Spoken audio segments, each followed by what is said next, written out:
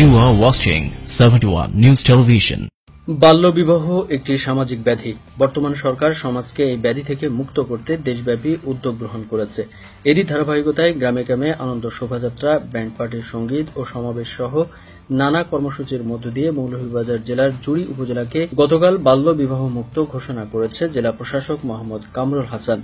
দুপুরে জুড়ি উপজেলা চৌমুহনী চত্বরে উপজেলার প্রশাসনিক কর্মকর্তা, রাজনৈতিক নেতৃবৃন্দ, জনপ্রতিনিধি ও সামাজিক সাংস্কৃতিক নেতৃবৃন্দ সহ সর্বস্তরের জনগণের উপস্থিতিতে বিশাল শোভাযাত্রা ও মানববন্ধন শেষে বেলুন উড়িয়ে জুড়ি উপজেলাকে বাল্যবিবাহ মুক্ত ঘোষণা করা হয়।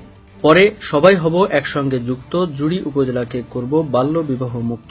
এই প্রতিপাদ্য বিষয় নিয়ে জুড়ি উপজেলার বাল্যবিবাহ নিরোধে র্যালি শেষে উপজেলা অডিটোরিয়ামে এক সুধী সমাবেশ অনুষ্ঠিত হয়। এতে প্রধান অতিথি হিসেবে উপস্থিত ছিলেন মৌলভীবাজার জেলা প্রশাসক মোহাম্মদ কামরুল হাসান, জনপ্রতিনিধি, অভিভাবক, উপজেলার সকল উচ্চ বিদ্যালয়, মাদ্রাসা, স্কুলের শিক্ষক শিক্ষিকা, ছাত্রছাত্রী সহ সকলকে শপথ বাক্য পাঠ করিয়ে বাল্যবিবাহ মুক্ত উপজেলা ঘোষণা করা হয়।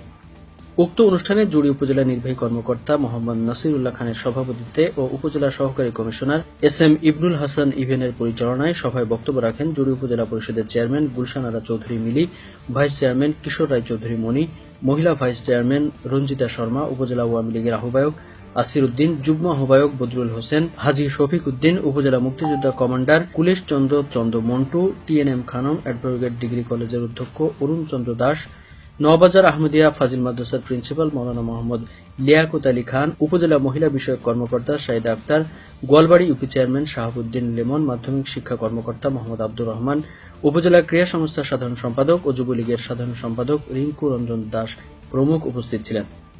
বড়লেখা জুড়ি থেকে সাইফুল ইসলাম সুমন, 71 নিউজ টিভি।